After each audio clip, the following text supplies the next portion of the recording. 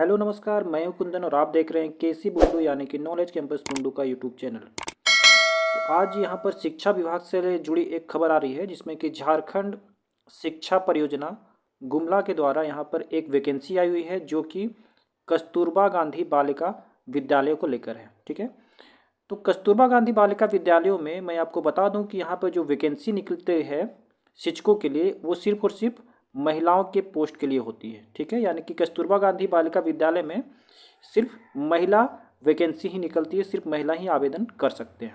ठीक है, तो ये जो आवेदन निकली हुई है इसमें इस आवेदन की अंतिम तिथि रखी गई है 24 जनवरी 2023। ठीक है, अपराह्न के 5 बजे तक और इसको बाई पोस्ट भेजना है। ठीक है, ये ऑनलाइन वैकेंसी नहीं है, इसको ऑफलाइन यानी कि निबंधित डाक से आपको यानी कि रजिस्ट्री पोस्ट से आपको भेजनी है। ठीक है, आगे मैं क्लियर करता हूँ कि इसमें कैसे कैसे पोस्ट है यानी किन किन सब्जेक्ट के लिए पोस्ट निकाली गई है। तो आप देख सकते हैं सबसे पहला जो वैकेंसी है यहाँ पे वो विज्ञान शिक्षण के लिए है, दूसरा भाषा यानी कि हिंदी अंग्रेजी। ठीक है, अगला है गणित शिक्षिका और फिर लास्ट में है सामाजिक विज्ञान के शिक्षक बनने के लिए। ठीक है, तो इसके लिए जो वैकेंसी है देखिए, विज्ञान के शिक्षण के लिए यहाँ पे अनारक्षित में यानी कि जनरल में 2 वैकेंसी है, एसटी के लिए 3 वैकेंसी है। ठीक है, यानी कि टोटल जो वैकेंसी है विज्ञान शिक्षण के लिए वो कितनी है, 5 है।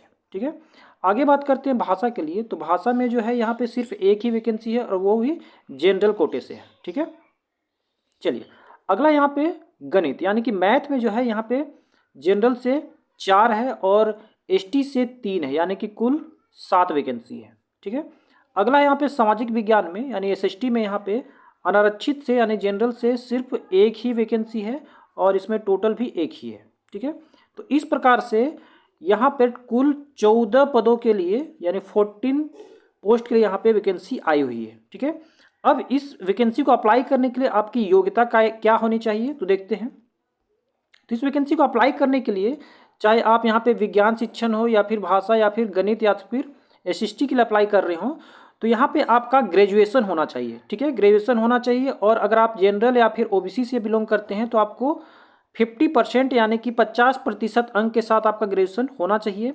अगर आप एसटी या एससी से बिलोंग करते हैं तो आपको 45% यानी कि 5% का आपको छूट दिया जाएगा, और या फिर आप पीएच कैंडिडेट हैं यानी विकलांग कोटि से बिलोंग करते हैं तो भी।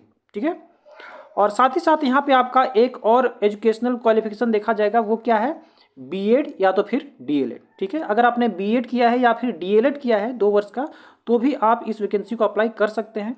और एक चीज़ इसमें मांगी जा रही है वो क्या है, इंपॉर्टेंट, शिक्षक पात्रता परीक्षा यानी कि जेटेट एग्जाम जो है आपका क्वालिफाई होना चाहिए 6 to 8 वाला, जो कि दूसरा स्तर का होता है। ठीक है, प्राथमिक स्तर का 1 to 5 होता है और सेकेंडरी जो कि 6 to 8 होता है। तो आपको यहाँ पे 6 to 8 वाला जो है यहाँ पे क्वालिफाई होना चाहिए, तभी आप इस आवेदन को अप्लाई करें।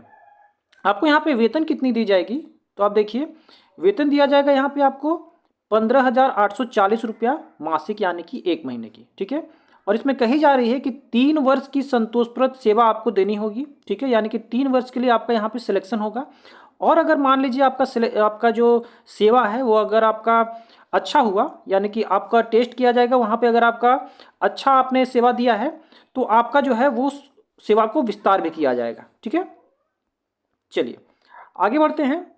तो आगे यहाँ पे एक और चीज़ कही जा रही है कि साथ ही जो अभ्यर्थी विज्ञापन संख्या PR283842 Jharkhand educational project counselling 22-23 के द्वारा यहाँ पे जो वैकेंसी इससे पूर्व में जो प्रकाशित हुई थी, अगर आपने उसको अप्लाई किया है तो इस फॉर्म को आपको अप्लाई करने की आवश्यकता नहीं है। ठीक है, इसके लिए अधिक जानकारी के लिए आप इसके ऑफिशियल वेबसाइट https://gumla.nic.in पे आप जाके इसका अधिक से अधिक जानकारी आप प्राप्त कर सकते हैं। ठीक है, जो कि इसकी ऑफिशियल वेबसाइट है। चलिए आगे चलते हैं। तो यहाँ पे देखिए वो फॉर्म है जिस फॉर्म को आपको यहाँ पे बाय पोस्ट भेजनी है। ठीक है, तो यहाँ पे फॉर्म में देखिए सबसे पहला नंबर में मैं आपको बता दूं कि फॉर्म को कैसे भरनी है। तो सबसे पहला नंबर में यहाँ पे देखिए कहा जा रहा है पोस्ट अप्लाइड फॉर। तो पोस्ट अप्लाइड फॉर में आपको यहाँ पे जिस भी पोस्ट के लिए आप अप्लाई कर रहे हैं उस पोस्ट को यहाँ पे लिखिए। अगर आप मैथ टीचर के लिए अप्लाई कर रहे हैं तो यहाँ पे मैथ टीचर लिख दीजिए। ठीक है, साइंस के लिए साइंस, एसटी के लिए एसटी या फिर लैंग्वेज टीचर। ठीक है, और यहाँ पे अपना देवनागरी लिपि में अपना नाम लिखना है और उसके बाद अपना इंग्लिश में भी नाम लिखना है कैपिटल लेटर में। ठीक है, उसके बाद यहाँ पे आपको अपना हस्बैंड या तो फिर फादर का नाम लिखना है, यहाँ पे आपको डेट ऑफ बर्थ अंकित करनी है। उसके बाद 5वां नंबर में आपको अपना अस्थाई एड्रेस यानी कि अस्थाई पता लिखना है, ठीक है। उसके बाद आपका कोरेस्पोंडेंस एड्रेस यानी कि आपका जिस एड्रेस पे आपका चिट्ठी पहुंचता है, ठीक है, उसका एड्रेस लिखना है कोरेस्पोंडेंस एड्रेस में। चलिए अगला यहाँ पे 7वां नंबर में आपको 7 नंबर में फीमेल आपको देना है। अगला आपको कोटा देना है कि आप ST SC से बिलोंग करते हैं तो, ठीक है। उसके बाद 10वां नंबर में आपको यहाँ पे कॉन्टैक्ट नंबर दे देनी है। 11 नंबर ये इंपॉर्टेंट है, यहाँ पे आपको अपना एजुकेशनल क्वालिफिकेशन का यहाँ पे डेटा सबमिट करना है। आपको यहाँ पे जिस कॉलेज से आपने अपना डिग्री कंप्लीट किया है उसको लिखना है। इसमें आपको 2nd नंबर में आपको लिखना है कि आपने किस बोर्ड या फिर किस यूनिवर्सिटी से पढ़ाई की है। 3rd नंबर में यहाँ पे आपको फुल मार्क्स लिखनी है और आपका कितना नंबर आया वो लिखना है। और सबसे लास्ट में आपको उसका प्रतिशत लिखना है, ठीक है। सारा चीज़ का यहाँ पे दिया गया है। देखिए सबसे शुरू में मैट्रिक है, इंटर है, ग्रेजुएशन और फिर पोस्ट ग्रेजुएशन। चलिए आगे यहाँ पे देना है आपको टीचर ट्रेनिंग, ठीक है। टीचर ट्रेनिंग या फिर B.Ed किए हैं तो आपको 12 नंबर का कॉलम यहाँ पे फिल करना है, ठीक है। अगर आपने JTET पास किया है तो उसके लिए जो भी यहाँ पे आपका नंबर लाए हैं, ठीक है, और टोटल कितना था, आपका प्रतिशत कितना आया है, उसको आपको 30 नंबर यानी कि 13 नंबर के कॉलम में उसको फिलअप करना है, ठीक है। लास्टली यहाँ पे अपना डेट लिख देना है, जिस भी डेट में आप अप्लाई कर रहे हैं, और यहाँ पे प्लेस लिख देना है। और यहाँ पर लास्टली में आपको राइट हैंड साइड में अपना सिग्नेचर कर देना है, ठीक है। और इसको बाई पोस्ट भेजना है निमंडी डाक से यानी कि रजिस्टर्ड पोस्ट से, ठीक है।